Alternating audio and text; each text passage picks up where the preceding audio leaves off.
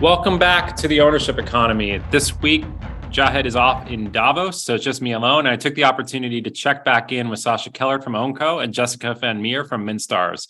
I wanted to see how their two organizations are doing. And we took the time to walk through Sascha's new model for virtual on-chain option plans and how the initial 10 organizations here working with are using this new tool for shared ownership and governance. We then dive into how both entrepreneurs are thinking about shared ownership and governance within their own startups. We hope you enjoy the episode. Sascha and Jessica, welcome to the ownership economy. Thanks for joining us. Thanks, Martin. Good to be here again. Hi, nice to be here again. So we've got two founders, both thinking about community ownership, both with exciting updates on their ventures from the past 3 or 4 months. And so we wanted to bring them back and talk a little bit about how they're thinking about shared ownership and governance, both from the perspective of actually creating tools and then implementing these concepts within the organization. And Sascha, I think we should start with you because you've got a bit of an update on this new legal structure that you've created on a virtual on-chain option plans. Can you walk us through that in a bit of detail? Yeah, sure. So we made quite a bit of progress the last couple of months figuring out how to help companies take the first steps towards shared ownership in a way that doesn't, force them to sort of jump into a DAO and have no hierarchies and no managers and everything is a token. But instead also, not use the traditional sort of rigid system of, equity and options. So what we've built is this hybrid model, right, where you combine the best of both worlds. And the thinking behind it is as follows. If you want to share ownership, what you really want to share is not so much an equity or security. You want to share economic benefit, right? At its core, that's what it is. So if that's, if you ignore statutory protections and sort of governance, then that's the thing you want to share with your users or contributors. So what we've done is we've set up this system where you can have a restricted stock unit in the US as an incorporated or a virtual stock option in Europe. And you can tokenize it, digitalize it, tokenize it, and fractionalize ownership that way and tie ownership to actual performance, right? We've made it really simple for any company that's in the US and Europe that uses restricted stock units or virtual options to share ownership with contributors based on performance using the underlying compliant tool. And how is this different? So there's been a couple of paths that have been set up around decentralization. And I guess before we get into, this podcast talks a lot about decentralization, right? But before we get into the paths for shared ownership that are kind of the ways that people have historically been thinking of this before you bring RSUs or stock options on chain, what are for both of you, and maybe Sascha starting with you, what are kind of the ideological reasons for decentralization, or why does decentralization actually exist? So my perspective on that is that we are heading into territory in the next 10 years where technological advances will really force us to rethink our social contract, right, in its entirety, like access to technology, distribution to technology and its sort of benefits, and who controls and governs them. I think those are the three questions in the next 10 years. And especially AI is going to bring us up more and more so, who owns the stuff, who controls the stuff. And I think that's why we need to decentralize the control over these systems and distribute control based on your contribution to value, not how many votes you can buy, the size of your wallet, but how much have you actually contributed and how much should you be able to control a system, whether it's technology or a wallet. So I think that's a moral imperative to rethink all that. And yet the path that you're taking with these virtual on-chain options plans essentially limits the amount of governance that you're giving to folks, right? This is more just an economic benefit. And how is that different than the pathways to decentralization that people are familiar with? Maybe you could walk us through kind of the progressive decentralization that was originally proposed by Variant Fund and kind of the private node testnet path and how those are different than a digitized RSU. Yeah, sure. So first of all, yes, sharing economic benefit obviously gives you no more say in the governance of existing companies, right? But sharing economic benefit gives you more money. And in the current system, more money means more influence, quite simply speaking, right? So we're hacking that system. And I think, this entire category of democratizing access to capital is dead in the water because it's just for rich white people. If you don't have money, you can't buy shares, you can't make more money. And so what we're doing is we're giving normal people, normal users that haven't previously had the opportunity to earn assets, a way to earn assets just by offering their time, right? And that gives them more money and then they can buy more assets if they want. That's sort of the logic and the thinking behind it. So an indirect way to claim governance. But yeah, the system shouldn't stay where it is today, right? So how does it compare to other approaches? I think like Jesse Walden from Variant Fund sort of first popularized this progressive decentralization approach, and he's since updated it a little bit to be, I think, a little bit more pragmatic, you can say. But I think the initial idea was to start in steps and to take it, one step after the other, right? And I think that still holds true. But what hasn't really changed enough yet in my mind is that the governance token, this basic component of the model, is still there, right? And the governance token in crypto means it's just a way to circumvent securities law, right? And I think my view on this has been pretty strict from the get-go. I think it's a security, right? And it's been, the governance token has been used as a way to bake in exits for VCs. And it's not really a governance or utility token at all at its core. And I think that, if it doesn't get called out, at least we should. So that's still at the core of the entire thinking about governance. And I think that needs to change. And I'm seeing some changes in that space where some of these tokens aren't going to be tradable and transferable. They're soul bound. And the big difference here is if you use RSUs and VSOPs and tokenize those, you digitalize an economic benefit. And that's not a governance token, but it gives you the ability to buy more assets too, not necessarily in the same company, but at least you have a way for the company to start sharing ownership. And that's what we see as the first step for most of these customers. They don't really want to decentralize decision-making and governance. They want to have a way to get a community of co-owners first. And then we need to figure out what governance looks like as a next step. I think that's where we're at, like in the real world. Cool. Makes sense. And so essentially the difference here between, say, a governance token, there's other differences too, right? Like these tokens that you're creating or these virtual on-chain option plans that you're creating and then building incentives around the program to incentivize particular actions for a particular stakeholder to take are non-tradable, is my understanding. They're held by the person. There's no secondary market for them. Is that right? That's right. Yeah. And we're going to split out into more token types, so to speak.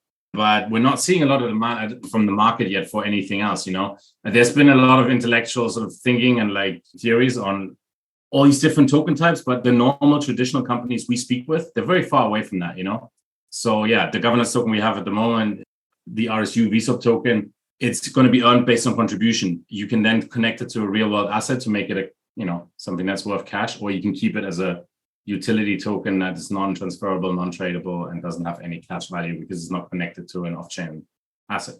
And there's this flexibility. Cool. And you've got 10 clients now, right, that are using this, or around 10 clients that are using it. Can you break down abstractly what sort of clients those are? Like, are they labor marketplaces? Are they asset marketplaces? I heard you had a VC fund that you got on board. Like, how are they thinking about creating kind of marginal actions or creating specific actions that stakeholders can take that create enterprise value? Yeah. So I think it depends on where these companies are in terms of maturity, right? So we have some that are really just starting out to build like new marketplaces that are supposed to be user owned from the get-go. And there you have a more sort of sophisticated sort of founding or management team that thinks about shared ownership from day one. And they have different ideas about, different roles of co-owners that, I don't know, might like Stay Altered, for instance, is a hospitality platform owned by the host, guests, and neighbors. They have 5 different types of owners, that can earn ownership in the platform ways. And we support with a part of that, right? Or you have a learning platform, City as a school that's owned by mentors, teachers, families, students, or a co-working platform like One Co-working that refers the supply side growth. So the more co-working spaces you sign up, the more ownership in the platform you get. So there's quite a lot of these similar sort of motivations to do with growth, usage, or retention, you can call it, right? So those are the primary 3 use cases around shared ownership. So they're pretty commercial and the moral argument plays into it. But, especially in the early days of marketplace and platforms, is a commercial reason to share ownership as well. Okay. And the actual option plan that you're giving, so does the company have to go through kind of a 409A valuation? Like, how do you actually establish the strike price? Like, are there tax implications of getting issued this? Like, is it long-term? Is it short-term? Have you figured those sorts of things out for these people that are just participating on a part-time basis? No, we don't help on the contributor side, right? You're just signing for an option, a virtual stock option, and that's not optimized from our end. We've spent most of our time helping out the customers figure out how to set up these co-ownership incentives, right? So this is what we've started with, and this is what we spend most of our time on. But over time, I hope in the future we can optimize the contributor side. It's just that everyone's personal situation will affect their taxes, right? So there's a lot that needs to be considered there. And we don't want to venture into that right now. But normally, I guess my question's a little bit simpler. It's more like when I get issued a stock option, pretty much the same in Europe versus US, but it's a little bit different depending on jurisdiction. That stock option has to be issued to me at par value. If it's or like an external firm has to essentially establish a strike price or the current fair market value of the firm. If it's issued to me below that, I have a taxable event. Like, are you walking these clients through that? Are they going to outside counsel to do that? Or like, how does it work the same way? Does it depend whether or not you're in Europe or in the US? Like, how does it work? Yeah. So we have a standardized virtual on-chain options plan, right? Which is sort of created over the last 2 years, and it's based on learning from lots of different customer projects. So there's some standardization in there, but the specific strike price, for instance, that you said, we walk you through it a little bit, but you have to get your own legal counsel as well, right? So it's not completely standardized and automated to that degree. Obviously, we have opinions on it that we sort of impart, like, you should keep the strike price as low as possible to maximize upside for the contributors. But, in the end, that's sort of a decision you need to take as the company, right? Yeah, no, it makes a lot of sense. And in these first 10 firms that you've brought on board, like what percentage of the cap table are they giving away to start? And has it been, I guess a follow-up to that is, are the stakeholders that currently own a piece of that cap table, have there been problems in convincing the current cap table to actually allocate a portion to the community? Or has it been pretty easy for you to work with these founders and get them on board with this idea?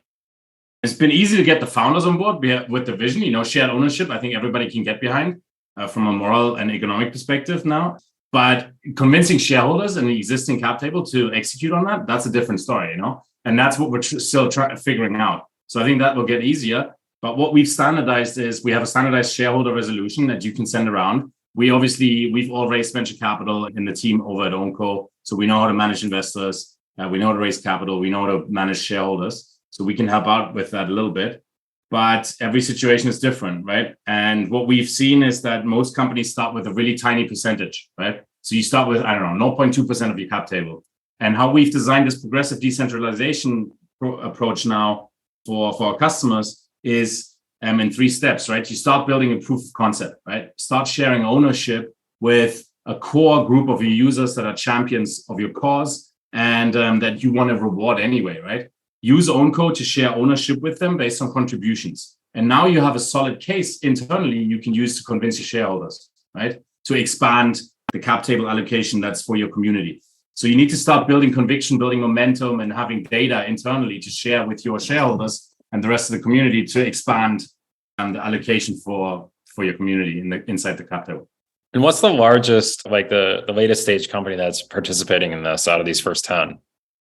So they're all at the startup stage. They're all around like 0.2% at this point. And then some of them have bigger ambitions. They've already had a reserve of like 30%. Some of them have a smaller allocation that will be the max cap, like 5%. None of them have gone as far as saying, I'm going to share 100%, right? Or even 50. So we ourselves, Recursive, GmbH, we are reserving 30% of our entire cap table for our community, which is massive. And yeah, we're going to walk the talk and share ownership. Cool. So walk me. So I want to kind of get into that, and I want to pull Jessica into this conversation. But I think it's worthwhile to go back and talk about kind of this story of your last venture and where things didn't really work out, and the decision to kind of exit. Right, the decision to exit the venture. That was a decision made by both you and the VCs, or like the money, the company just ran out of money, or like what happened at the end of the venture? No, it was pretty much a decision that I was surprised with. So the investor came, sat down with me and said, "Hey, we don't think this relationship is working out anymore. Why don't you go somewhere else?" Right. And I think that's how it played out. Wait, they owned the cap table, or? No, but how it is. It's like strongly suggested for you to look for a new home, and then you But you had control at that point. You still had a majority, or you effectively controlled the board, or no, we didn't. It was, how do you say? It was a complex situation, and I was acting in the interest of the company. I stayed around until we found a successor, and we made it work. And I handed it over. And I think the working relationship was at a stage where it just made sense from both sides to part ways, Yeah. And I guess the thing that I'm trying to get at here is, in that moment when you were kind of blindsided by this investor, like, how did you feel? Like that the power had been taken out of your hands to, essentially your baby had been taken away from you at this point. Yeah, I mean, it's obviously not a pleasant experience, but pretty sort of professional person. I think I handled it fairly professionally, in a sense of, helping the transition and making sure that we could move on. But at that point, for me, it was already clear we weren't going to align on the vision of sharing ownership using the model that I designed, right? Which was progressively decentralizing ownership of the platform to make sure that we can get more trade partners on board and like get their capacity to be committed to the platform, to solve the supply side challenge. So I think it worked out good for all of us, for everyone involved. Yeah, I mean, the reason I ask, right, is that I think like this pressure that gets put on founders, whether or not the VCs are in control, or their investors are in control. I remember back in 2010 or 2011, I walked into a board meeting. I still owned 55% of my company, but I sat down with my two board members. They were both investors in the company. So I controlled the board and I controlled the cap table, and they still said that I should get out of the company. And like, as a 24-year-old, I think I was at the time, or 25, you look at these people like they're smarter than you, even though they might not have been, right? I mean, it ultimately ended up being a good thing, and I made some money, but at the same time, you have this kind of sense of loss of control and losing your baby. And the reason why I bring this up is you've deliberately divorced governance and the right to protect against that outcome in this virtual stock option. And so it's just interesting to kind of think through why you've done that, and why this is almost necessary in an early stage venture for an early stage venture to be successful. And I think, Jessica, you guys are going at Mintstars through some of this thinking right now. How are you thinking about when and how you want to set up shared ownership and governance? And what are some of the important attributes of such a program for you and your co-founders? Yeah, well, this conversation has been really helpful to me to hear from Sascha about what has worked for other people, which I'm sure was intentional from you, Martin, since you know that we're thinking about this. So the process that we've gone through in terms of our thinking about shared ownership and decentralization has been definitely the progressive approach that when my co-founder and I started working on this, we were pretty new to the crypto space. We learned about DAOs, thought it was incredible, but quickly, having looked at some other DAOs that existed and other platforms that were working in the creator space, and particularly the adult space, saw that those platforms that were trying to approach this in a very purist way were not accessible to the users that they were trying to serve. So we saw, for example, one platform that was an adult NFT platform that was started as a DAO, and it was just clear that the project was entirely controlled by these crypto bros who thought this was like a cool thing to do, and not actually by adult creators. And similarly, we saw another pretty well-known project that launched a token, and everyone in their Telegram was just like, when is the token going to the moon, and not actually caring about the creators at all. And what we found, knowing our space pretty well, was that if we were to start out with a token launch or a DAO or any kind of decentralized model like this, a lot of the creators that we wanted to bring on board would not be familiar with that and would probably find it intimidating and not be able to participate without a very large amount of education. And our approach, a lot of people like to say that the key to mass adoption of Web3 is education. We disagree with that. We think that in order to reach mass adoption, you need to make platforms and projects that are accessible to people without needing education to take part. And if you're creating something that's not accessible to people who don't have access to that education, then you're still gatekeeping, essentially.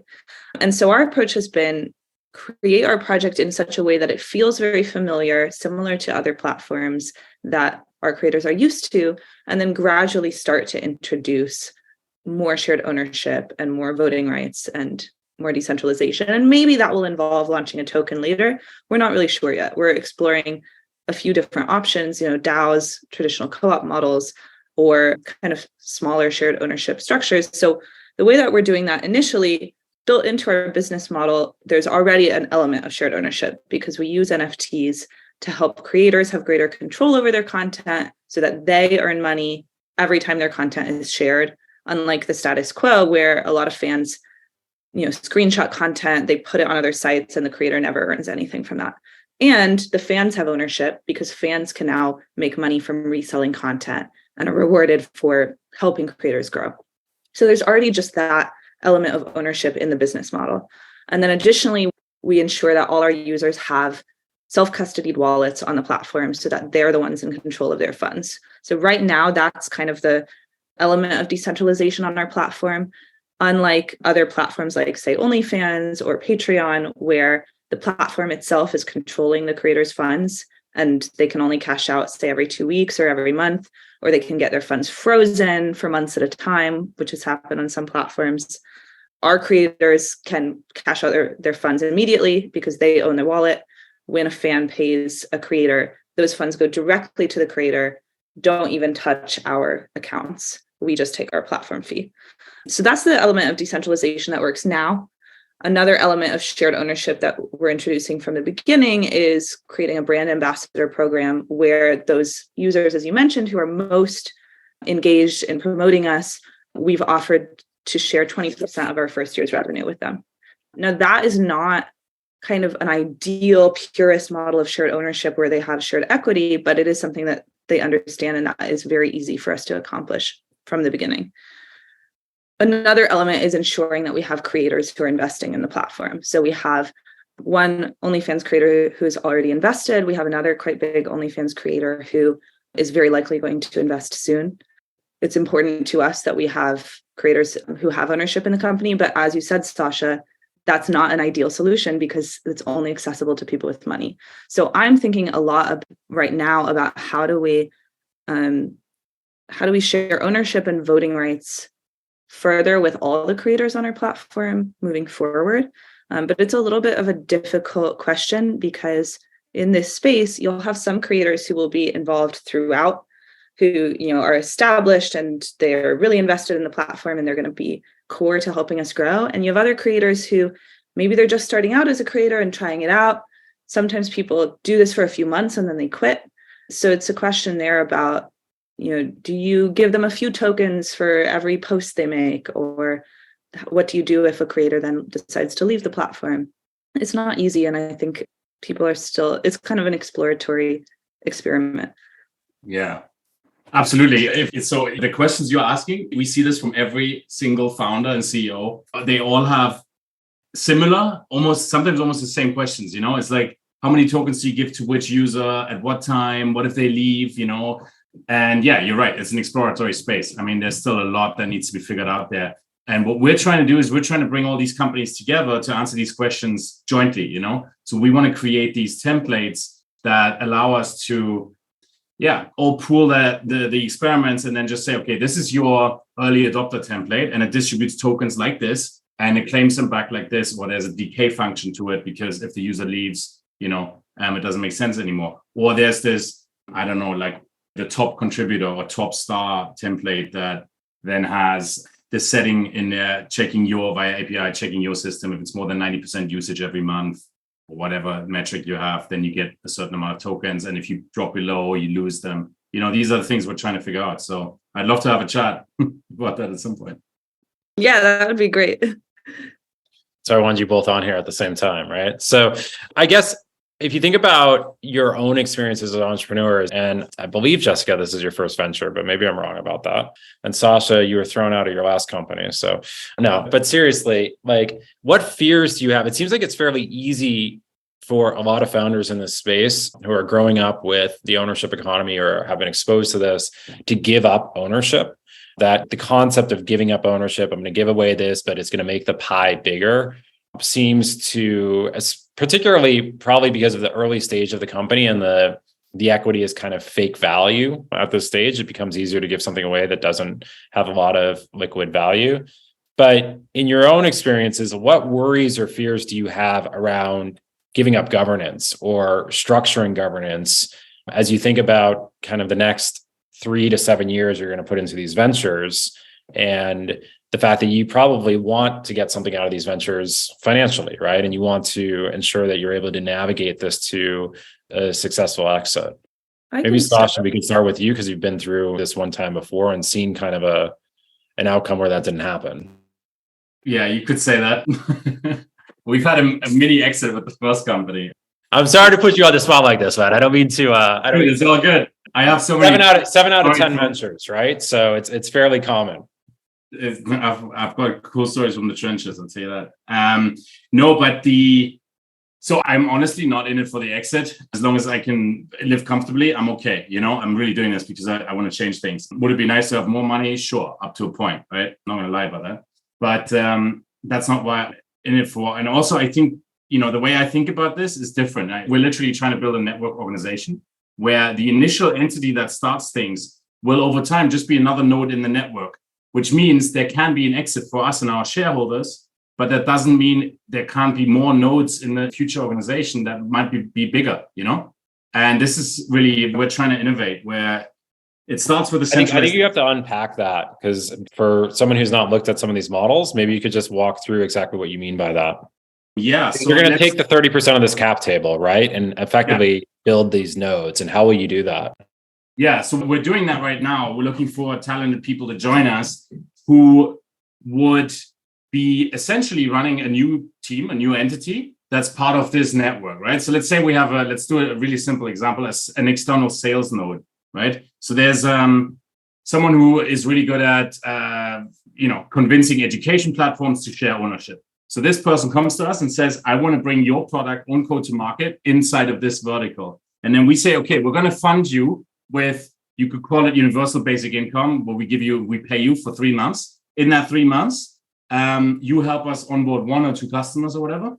And once you've done that, you get ownership in Recursive's entity, and we get ownership in your company. So we have a shared economy now where we're saying we will support you and fund you as an entrepreneur, freelancer, or as a node, whatever you want to call it, to get starting your own business as a creator. And you're just selling our software initially, right? And if you want to be part of the network, you have to reserve 20% of that cap table, of your cap table, to spawn and incubate another node. You don't need to know what it is. You don't need to know what it's for, but you have to have that reserve.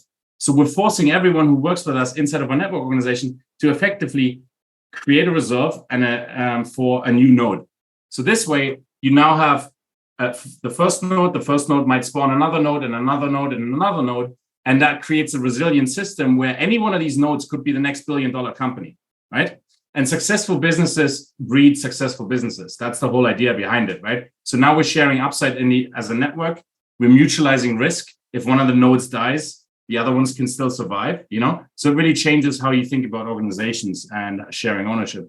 And that's really the big vision behind Recursive, So I want to go in a little more detail on that, but Jessica, why don't we kick things over to you before I kind of drill down with Sascha?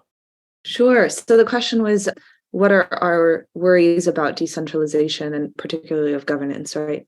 Yeah, as a founder, as someone who's spending most of your time thinking about this venture, the average venture takes 7 years, right? So you go into this and it's a commitment. And so what are your, how do you approach this concept of shared governance as an early stage founder? Yeah. So aside from the question about accessibility that I already discussed, I think that, I think it's beautiful in the Web3 space that there's so much excitement about decentralization. And for me as an anti-capitalist, that's really awesome to see that there's this cult around actually creating shared ownership, and which is quite a contrary to capitalist model.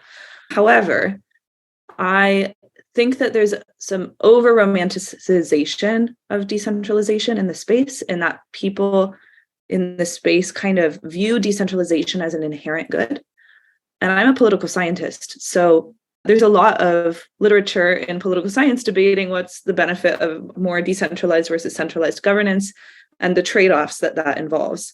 And so, for example, the United States was founded to be a more decentralized government, and that is good in some ways. It protects local interests, but it's also caused a lot of problems with inefficiency. And I think for an early stage company, if you decentralize too much, it can be difficult to make the quick decisions that you need to make in order to ensure the company can survive and grow. And we have seen that happen in some DAOs that have tried to do similar things and been unable to make the decisions that they need to, or they devolve into infighting with all of the members not able to agree, or one person, gets angry and leaves. So I think it makes more sense at a really early stage to have a core team who's making decisions. And then as you're able to, and as you grow, and as you're able to create kind of a company culture and systems for decision making, start to enable more voting from the community. And that doesn't necessarily have to happen through a tokenized model. I think tokens are a really cool way to do that in a way that it's programmed, but that can also happen through just creating a voting system on the platform for your users to vote on new features, for example. I think sometimes people in this space try to come up with a blockchain-based solution for something that already exists. So the way I think about it is that initially, what we're doing right now is just talking with our creators pretty frequently. We have weekly Twitter spaces where we take questions from them. We have a Discord chat with them so that we know their opinions on things. And then in the future, I would like to introduce more voting on specific decisions. But sometimes there are decisions we have to make that it might actually be counterproductive to open up the decision to the community because, for example, we might be constrained by legal regulations or by payment processor requirements. And so the thing that we might like to do or that our community would want us to do, we're actually not able to do because we're prevented from doing so. And sometimes that requires a level of knowledge that only the founders would have. And that would take quite a long time to educate everyone about. Makes a lot of sense. And are either of you considering giving whoever the stakeholder is creating value, maybe it's one of these nodes for you, Sascha, it's a creator for you, Jessica, voice on the board? Or have you kept the board pretty much, I guess, Jessica, for you and Daniel? I mean, how are the boards structured in each of your organizations? For us, we're very early. So it's pretty much me and my co-founder, Dan. And then we have our other team members who have equity, one of whom is an OnlyFans creator. So she has a voice as well. In the future, I think one thing we could do is do like a creator advisory council. That's something I've seen some other platforms do so that they have a seat at the table, or we could potentially enable creators to vote for a representative to be on the board. I think that would be a cool thing to do and have kind of a representative democracy.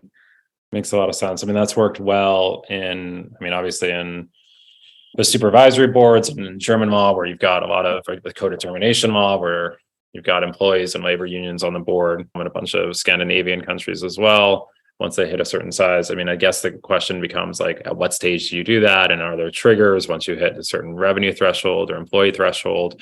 But that's what I think is kind of the exciting work that you're doing, Sascha. And Sascha, is it just you in control over at Ownco? Yes, I'm the sole dictator. For now. That's how you know it's going to be successful. But I'm benevolent, No, we don't have a formalized board, and I'm quite constrained with, things that shareholder protections and things like that. But who's on the board? Is it? If you don't mind talking. You don't have one. You don't have one. Okay. I think that'll come with the next round now. Okay. And do you anticipate any sort of community involvement at the board level, or do you think it'll just be founders and investors? So here's good question. So legally, maybe I'm not opposed to it. How I think about governance is completely different to I think most people. I think it's not about the menu, and letting people choose something. I think a lot of the conversation needs to shift to who designs the choices that are on the menu, the dishes that go on there, as opposed to picking and selecting and voting on, I want this, you want that, because a lot of the decision and a lot of the influence and where something's moving is happening way before then, a two-party system is not really a democracy, to be fair. So for me that, I have a pretty radical view on that. And I think that's the first thing to think about governance. And then the second is, do we really have a centralized board, with the one CEO that knows everything and a COO, CFO in the future? I don't think so. I think you'll have network organizations that will need to micromanage locally their own resources. And if they don't want to be part of the larger network anymore, they should be allowed to quit and taking with them their economic power, right? And I think that is all academic right now. But I think that is a lot more interesting than saying everybody gets one member, one vote. And you have to understand the issue at hand in some far removed setting, as opposed to the things that really affect me that I want to vote on, You know what I mean? Like, I think there's a lot to rethink here. Yeah, but I would push back on that a little bit, because it things like network effects, right? And online platforms and brand identity, like these intangible assets or intangible value within a company that a group of people are working together to create. It's very hard to pull that out. And the reason why I keep on pushing on this board voice issue is not only just because of the literature around it, just speaking from my own experience. So 10 or 11 years ago, I sold my company, essentially merged it into another company, and the G&A essentially fell away because we had all these synergies. It instantaneously became profitable when we did that. And it started throwing off a ton of cash. And I had a minority position. I was the chair of the board. I had a minority position though. And as chair, even with a significant minority position, something happened where the CEO started to essentially increase his salary linearly with the SaaS fees we were generating. The SaaS fees started generating a lot of SaaS fees. So we had a big problem, right? And there was very little I could do short of, first off, if I didn't have information rights, if I didn't have a seat on the board, I never would have been able to figure this out. And another situation more recently, 3 years ago, where I actually had a 49% stake in a company, and the CEO effectively, with one investor, committed fraud, or was about to commit fraud. And luckily, we had warrants to get over the 50% threshold. And so once you take 50% control under Delaware law, you're just effectively, you have complete control over a company. But in both of these situations, not having board voice would have been a huge issue. And for your own organization, Sascha, where you've given 30% of the economic interest to the community, but then for them not to participate in governance, I just wonder if that's something that, I understand it as a founder, right? You don't want to give away governance because you really feel like you need to be able to move quickly. You need to be able to make decisions quickly.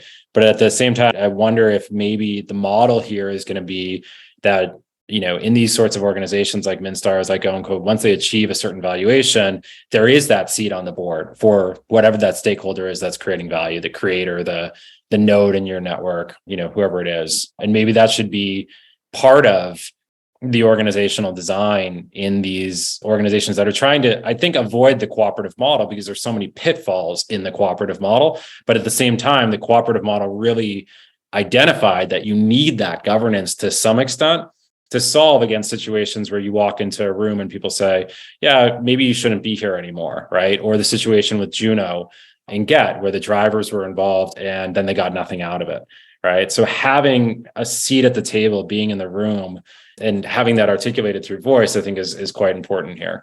So in these last 10 minutes, maybe we could switch gears and just talk about the funding environment of the last 3 months and how things have changed and what you guys are hearing from investors.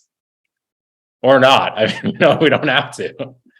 I think both your companies are going to be super successful, right? And so How is it, I think to the extent that you're don't have investors, beating down your door, I think there's something seriously wrong with the market, right? So it'd be interesting just for the founders that are listening to this to hear about what you guys have gone through over the last 3 to 4 months. So you've both been trying to raise rounds. Jessica, you at a seed stage, and Sascha, you at a later stage. Pre-seed, yeah. Pre-seed. I can state the obvious, which is that the funding environment has not been good in general in the economy, but especially in the blockchain space with what happened with FTX, which is very unfortunate for those founders which are building, genuine products which aren't trying to defraud anyone. But we still have interest. We, I think, have turned a little bit away from the VC environment recently towards raising more from individual angels and especially creators now, which has gone well.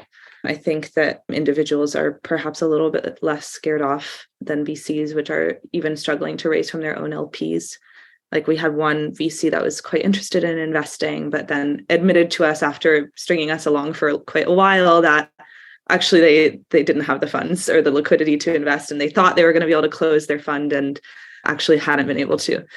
Let's state who that was, just for everyone here. No, I'm just kidding. I'd rather not, because they might still invest later. We'll see. So it'd be nice to have those metrics as entrepreneurs, right? Like someone should create that. Like this VC sucks, right? So. Yeah, they would talk about market power, huh? No, but like we've had similar experiences. Does it go? And is the investment community shying away from shared ownership and governance, or they just want to see more, higher revenue and higher cash flows and just want to see better metrics? Like, or has the conversation fundamentally shifted and people are like, look, this crypto stuff is BS and I don't understand the stuff. I don't even want to touch it. Yeah. So I think like we're speaking with investors like late last year and at Q3, and then beginning of Q4, really had a few more conversations. And like some of the crypto funds, like they literally just ghosted us. They went from next week's investment committee to gone, like never heard of again or seen again, And then you see like the partner tweet, like completely defraud and like freaking out. Oh, FTX, what a scam, And it's like, so there was a couple of Web3 funds where we were like, guys, you must have had all your cash on FTX. And some of the more traditional sort of Web2 investors, yeah, I think they there was a time where they didn't touch anything that had crypto or token written on it with a 10-foot call. I think that's changing again. We've been raising from like unicorn founders that are angels, and yeah, we're gonna raise probably in the near future, but we'll see. Fair enough. And I guess next 6 to 12 months, what are you hoping to accomplish in each of these ventures? If we got you back on the pod kind of mid this year, going late into the summer, what do you hope to see happen? Well, so when I was last on the pod, we weren't live yet. We were still building. We're now live. We've launched our beta, which is very exciting and surreal for me to see this thing that was a figment of my imagination become reality. And we are very soon going to have all 50 of our beta launch creators on the platform. We're doing beta testing for the next 3 months or so. So what I would love to see is that we begin to get fans onto the platform, that those creators, fans start to test it out and give us feedback. We've gotten some great feedback from them already, and that we're able to continue to build out new features that make the platform easier to use. We had one unfortunate snafu, which is that we planned to use Wire as one of our payment processors to enable fiat to crypto top-ups, and Wire unexpectedly went bust. But now they're no longer bust, they claim, but they haven't communicated with us. So that's one thing to be determined, but we're adding a few other payment options so that we're not beholden to any one processor. Luckily, that was something we were already planning. And then I would love to see as well more brand awareness within the NFT community so that we can bring on both the Web3 community and the traditional creator space. And additionally, continue to bring on larger name creators. We've gotten a number of larger creators on board in the past month. We attended the AVN Expo, which went really well. So yeah, continuing to grow and actually see adoption on the platform. Awesome. And Sascha? Yeah, I just want to say super cool. I love what you're building. And obviously rooting for you. Similar for us, my co-founders Harry and Spieler would probably say, focus on go-to-market and product and SaaS, which we are focused on. I would love to see, I get very excited about, launching the first sort of decentralized nodes that become part of our network, so that we can make progress on that, sharing ownership, not just with our customers, but also with entrepreneurs that want to join us, start new nodes. So yeah, that would be amazing. And I think other than that, we do want to get more customers, want to make them happy. I think there's a lot of exciting projects. And then just figure out some of these repeating, like frequently asked questions around how do I share ownership? How do I get started? And, and templatize those. I think that's the next step. Awesome. Well, thank you both for coming back and talking about the experience over the next 3 months. Hopefully we'll have you back on in 6 months or so and see how the journey's going. Yeah, Sascha, you might have just acquired a new customer. Let's chat after this. Let's chat. I'd love that. Awesome. Thanks a lot. Thanks, guys.